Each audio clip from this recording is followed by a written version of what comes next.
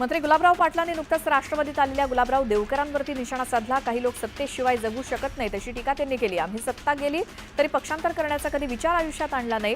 आम्ही शिवसेना सोडली असं लोक म्हणत असतील तर आम्ही शिवसेना सोडलेली नसून वंदनीय शिवसेना प्रमुखांचा भगवा झेंडा वाचवण्यासाठी आम्ही एकनाथ शिंदेंची साथ दिली असं ते म्हणाले। राज्य सरकारनं ग्रामीण क्रीडा क्षेत्राला बळकटी देण्यासाठी मोठा निर्णय घेतलाय। गाव तिथे पैलवान ही योजना पुढच्या 5 वर्षांमध्ये प्रभावीपणे राबवली जाणार असल्याची माहिती महसूल मंत्री चंद्रशेखर बावनकुळेंनी दिली। लाडकी बहीण योजनेचा मे महिन्याचा हप्ता मिळायला सुरुवात झाली आहे। आदिती तटकरेंनी तशी माहिती दिली। योजनेच्या सर्व पात्र लाभार्थ्यांच्या आधार लिंक्ड बँक खात्यामध्ये हा सन्मान निधी जमा होणार आहे।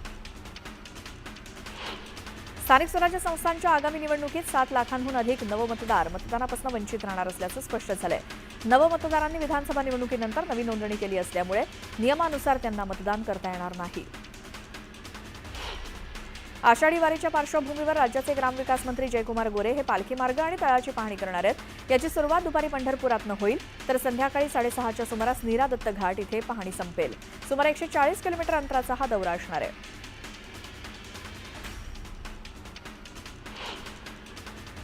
आणि एक महत्त्वाची बातमी, लाडकी बहीण योजनेसाठी सामाजिक न्याय विभागातील अनुसूचित जाती घटकांसाठीचा 410.30 कोटींचा निधी वळवण्यात आल्याची माहिती न्यूज 18 लोकमतला सूत्रांनी दिली। त्यामुळे यावरनं पुन्हा एकदा वादाची ठिणगी पडण्याची शक्यता आहे। मुख्यमंत्री लाडकी बहीण योजनेतील पात्र महिलांना मे महिन्याचे पैसे दिले जात आहेत। त्यासाठी सामाजिक न्याय विभागाच्या अनुसूचित जाती घटकांसाठी असलेल्या 410.30 कोटींचा निधी वळवण्यात आल्याची माहिती मिळते। आतापर्यंत सामाजिक न्याय आणि आदिवासी विभागांचा 1827 कोटी 70 लाख कोटींचा निधी महिला आणि बाल विकास विभागाकडे वळवण्यात आलेला आहे।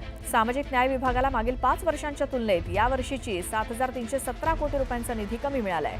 लाडक्या बहिणींना दर महिन्याला 1500 रुपये देण्यासाठी सरकारकडून इतर विभागांच्या निधीला कात्री लावण्यात येते।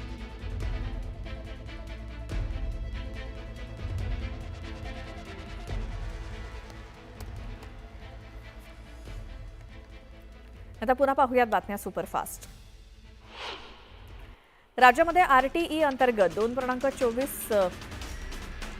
2024-25 साठी पहिली ते 8वी पर्यंतच्या 4,79,435 विद्यार्थ्यांच्या मोफत शिक्षणासाठी शिक्षण विभागानं 176,92,29,000 रुपये मंजूर केल्याचं अहवालातून समोर आलंय।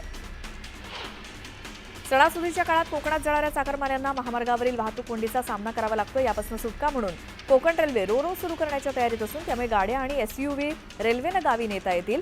यंदा गणपती उत्सवादरम्यान हा प्रयोग केला जाणार आहे। त्यामुळे लवकरच कोकण रेल्वेनं तुम्ही तुमच्या गाडीची वाहतूक करू शकता। IRCTCकडनं तब्बल 2.5 कोटी बोगस आयडी ब्लॉक केल्यानंतर आता रेल्वेच्या तात्काळ तिकीट बुकिंगसाठी ई-आधार व्हेरिफिकेशन आवश्यक करण्यात आलंय। तिकीट बुकिंग करण्यासाठी ई-आधार पडताळणी बंधनकारक करण्यात येईल। लोकल प्रवाशांच्या सुरक्षेसाठी रेल्वेच्या उपाययोजना तोकड्या असल्याचं पश्चिम रेल्वे मुख्यालयासमोरच्या चर्चगेट स्टेशनवरच्या स्टॉलला लागलेल्या आगीतून स्पष्ट झालं। त्यामुळे कमर्शियल विभागाच्या अधिकाऱ्यांनी निष्काळजीपणा केला असून त्यांना रेल्वे महाव्यवस्थापकांचा धाक नसल्याचं त्यावरनं सिद्ध होतं। रेल्वेने या दुर्घटनेची जबाबदारी स्वीकारावी अशी मागणी प्रवासी संघटनांनी केली आहे। बसला आग लागण्याच्या घटना रोखण्यासाठी NMMT प्रशासनानं सर्व 165 इलेक्ट्रिक बसचं सुरक्षा ऑडिट सुरू केलंय। संपूर्ण तपासणी झाल्यानंतरच बस मार्गस्थ करण्यास सुरुवात केली। घणसोली आगारात बुधवारी 4 बसेस जळून खाक झाल्या होत्या। याची पुनरावृत्ती होऊ नये यासाठी काळजी घेतली जाते। दुर्गाडी किल्ल्याची संरक्षक भिंत कोसळल्यानंतर भिंतीचा जो काही भाग कोसळला होता त्यामागची माती काढून त्यात सँड आणि नैसर्गिकरित्या तयार झालेल्या खडकांचा वापर करून भिंत पुन्हा बांधण्यात येणार आहे। पावसानं उघडीप दिल्यानंतर काम करता येईल, मात्र काम संथगतीनं चालेल असं पुरातत्व विभागानं सांगितलं। विधी अभ्यासक्रमाच्या सीईटी परीक्षांमध्ये बिहारच्या पाटणा शहरातील 4 विद्यार्थ्यांना 100% मिळाल्यानंतर शिक्षण वर्तुळामध्ये आश्चर्य व्यक्त होत आहे। हा निकाल महाराष्ट्र सीईटी कक्षाकडून जाहीर करण्यात आलेला होता। त्यामध्ये गैरप्रकार झाल्याची शक्यता लक्षात घेऊन आता संपूर्ण प्रकरणाची गुन्हे अन्वेषण विभागाकडून चौकशी केली जाणार असल्याची माहिती उच्च आणि तंत्र शिक्षण मंत्री चंद्रकांत पाटील यांनी दिली। राज्यात अभियांत्रिकी पदवी प्रवेशासाठी यंदापासून 3 ऐवजी 4 फेऱ्या घेण्यात येणार असून व्यवस्थापन कोट्यातील प्रवेश देखील गुणवत्तेच्या आधारेच देण्यात येणार आहे असं उच्च आणि तंत्र शिक्षण मंत्री चंद्रकांत पाटील यांनी स्पष्ट केलं। 13 किंवा 14 जूनपर्यंत मान्सून पश्चिम विदर्भामध्ये सक्रिय होण्याचा अंदाज आहे।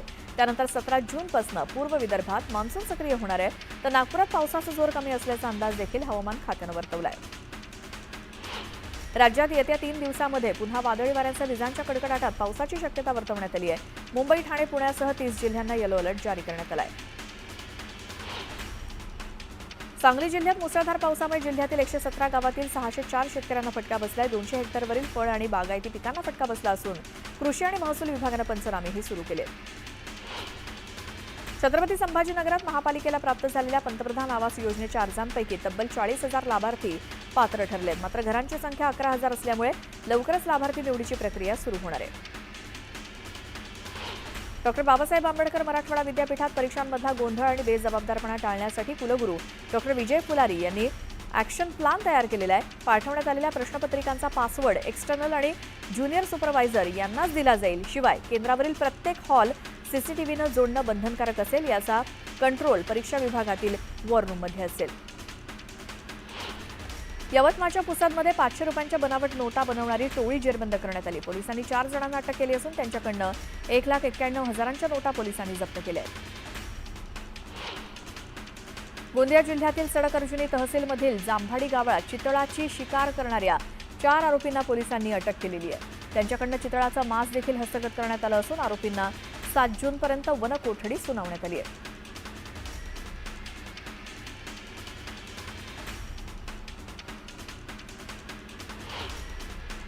कृषी विज्ञान केंद्र आणि कृषी विभागाच्या वतीनं भुसावळ तालुक्यात वांजोळा, गोजोरा आणि वराडसीम इथे ड्रोन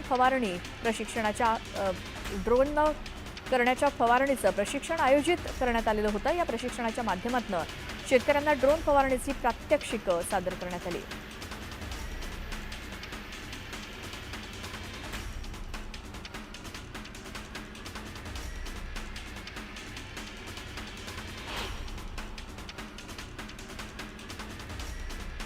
पावसामुळे रायगड जिल्ह्यामध्ये शेतकऱ्यांचं मोठं नुकसान झालंय. शेतकऱ्यांना नुकसान भरपाई देण्याची मागणी शेकापनं केली. मागणी मान्य न झाल्यास आंदोलन करण्याचा इशारा शेकापच्या प्रवक्त्या चित्रलेखा पाटील यांनी दिलाय.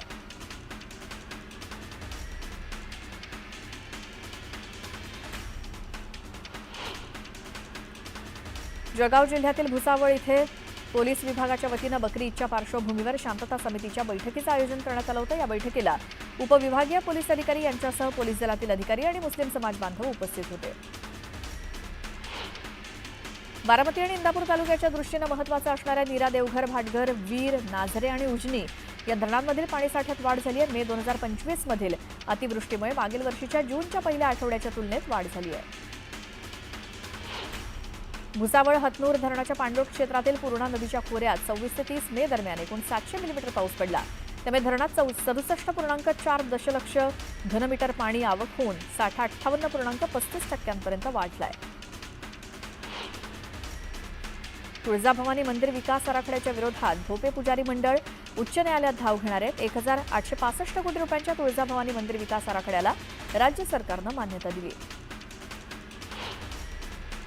नागपूरच्या जरीपटका पोलिसांनी एमडी ड्रग्सची विक्री करणाऱ्या 2 आरोपींना अटक केली. बाहेरून एमडी ड्रग आणून स्थानिक ग्राहकांना त्याचा पुरवठा केला जात होता. पोलिसांच्या ऑपरेशन थंडर नंतर शहरात तरी देखील ड्रग्सची विक्री सुरूच असल्यामुळे पोलिसांची कारवाई सुरूच ठेवण्यात आली आहे. गोंदियातील तिरोडा तालुक्यात बालविवाह रोखण्यात दामिनी पथकाला यश आलंय. पोलिसांनी गुप्त माहिती मिळताच पोलिसांनी विवाहस्थळी जाऊन मुलीच्या पालकांचं समुपदेशन केलं. लाल कांद्याला सोलापूर बाजारात कमीत कमी 100 ते सरासरी 1,000 रुपयांचा प्रति क्विंटलचा दर मिळाला. उन्हाळ कांद्याला सर्वाधिक आवकेच्या अय्यानगर बाजारात कमीत कमी 200 ते सरासरी 1,100 रुपयांचा दर मिळाला. राज्यातील बाजार समित्यांमध्ये तुरीच्या आवकेत मोठी वाढ झाली असून बाजार समितीत 35,290 क्विंटल आवक झाली. सर्वसाधारण दर हा 6,268 रुपये प्रति क्विंटल इतका मिळाला. राज्यातील बाजार समित्यांमध्ये गव्हाच्या आवकेत वाढ झाली असून दर काही ठिकाणी स्थिर तर काही ठिकाणी किरकोळ चढ उतारात दिसून आली. बाजारात 19,159 क्विंटल गव्हाची आवक झाली आणि 2,794 रुपये प्रति क्विंटल दर मिळाला. राज्य गणवेश योजनेसाठी एकूण 42,97,790 पात्र लाभार्थ्यांकरता प्रति लाभार्थी 2 गणवेश संचासाठी 600 रुपयांप्रमाणे 181,47,97,000 निधी सरकारकडून मंजूर झालाय. नागपूर पालिकेत बऱ्याच काळानंतर मोठे बदल करण्यात आले. 5 कार्यकारी अभियंत्यांसह 3 उप अभियंता आणि 12 कनिष्ठ अभियंत्यांच्या बदल्या करण्यात आल्या. तर पदोन्नतीनंतर पोस्टिंगच्या प्रतीक्षेत असलेल्या 7 कार्यकारी अभियंत्यांना पोस्टिंग देण्यात आली आहे. यापुढे गृहनिर्माण प्रकल्पाचे महारेरा प्रमाणपत्र आणि त्यासोबतचं परिशिष्ट वाचलं तरी प्रकल्पाबाबतची मूलभूत आणि अत्यंत महत्त्वपूर्ण माहिती उपलब्ध होणार आहे. महारेरानं नवीन गृहनिर्माण प्रकल्पांना द्यायच्या नोंदणी प्रमाणपत्रात ग्राहकांना प्रकल्पाबाबतची कुठली प्राथमिक माहिती अत्यावश्यक असते हे लक्षात घेऊन ग्राहकाभिमुख आमूलाग्र बदल केलेले आहेत. सामान्यांसाठी घरांचा साठा वाढवण्यासाठी उपयुक्त ठरलेल्या सर्वसमावेशक गृहनिर्माण योजनेअंतर्गत 20% घरांना आता निवासयोग्य दाखला अनिवार्य आहे. जोपर्यंत दाखला मिळणार नाही तोपर्यंत प्रकल्पाला हिरवा कंदील मिळणं यापुढे कठीण होणार आहे. बस प्रवासासह स्थानकांवरती चोरीसह महिलांची आणि मुलींची छेडछाड करण्याचं प्रमाण वाढल्यामुळे आता अशा टवाळखोरांवरती पुणे पोलिसांची करडी नजर असणार आहे. यासाठी पोलीस गस्त घालणार असून पुणे पोलिसांकडून वरिष्ठ अधिकाऱ्यांसह 26 जणांची नेमणूक करण्यात आली आहे. महाराष्ट्र राज्य मार्ग परिवहन महामंडळाच्या पुणे विभागानं तयारी केली असून वाढत्या प्रवाशांची संख्या लक्षात घेता पुण्यातनं 700 बस पंढरपूरसाठी सोडण्याचं नियोजन करण्यात आलं. अशी माहिती एसटी प्रशासनानं दिली. पुणे विभागातील 14 आगारातनं पंढरपूरसाठी एसटी गाड्या सोडण्याचं नियोजन आहे. यामध्ये 350 बसेस या पुणे विभागाच्या आहेत तर इतर 350 बसेस मुंबई, प्रदेश आणि विदर्भातून मागवण्यात आल्या आहेत. सांगली जिल्हा बँकेचे 50,58 लाखांचं नुकसान झाल्याप्रकरणी माजी संचालकांच्या सुरू असलेल्या चौकशीवरील स्थगिती अखेर उठवण्यात आली आहे. त्यामुळे या चौकशीचा मार्ग आता खुला झाला आहे. ऊसतोड कामगारांसाठी सरकारकडून लोकनेते गोपीनाथ मुंडे ऊसतोड कामगार कल्याण महामंडळाची 2019 मध्ये स्थापना करण्यात आली. मात्र स्थापनेपासून आजपर्यंत या महामंडळाला सरकारनं एकही रुपया दिलेला नाही. मुंबई ते नागपूर समृद्धी महामार्गाच्या इगतपुरी ते आमणे या शेवटच्या टप्प्याचं लोकार्पण पार पडलं. या प्रकल्पासाठी 55,335 कोटींचा निधी दिला होता. मात्र हा प्रकल्प पूर्ण होता होता तब्बल 61,000 कोटी रुपयांपर्यंत पोहोचलाय. इयत्ता 11वीच्या प्रवेश प्रक्रियेत राज्यातील 9,435 कनिष्ठ महाविद्यालयांमधील प्रवेशासाठी तब्बल 12,71,295 विद्यार्थ्यांनी ऑनलाईन नोंदणी केली. त्यातील 11,29,924 विद्यार्थ्यांनी अर्जाचा भाग 2 लॉक केलाय. मे महिना यंदा नागपूरसह संपूर्ण विदर्भासाठी दिलासा देणारा राहिलाय. एरवी 46 ते 47 अंश सेल्सिअसवरती जाणाऱ्या कमाल तापमानानं यावेळी 43शी देखील पार केली नाही. जवळपास संपूर्ण महिनाभर अवकाळी पावसानं धुमाकूळ घातल्यामुळे तापमान सरासरीपेक्षा 4 ते 5 अंशांनी घटल्याचं दिसून आलं. पुणे शहरात शनिवारी बकरी ईद निमित्तानं गोळीबार मैदान परिसरामध्ये ईदगाह मैदानावरती सामूहिक नमाज पठण होणार आहे. या परिसरात सामूहिक वाहतूक सुरळीत राहावी यासाठी वाहतुकीत तात्पुरते बदल करण्यात आले.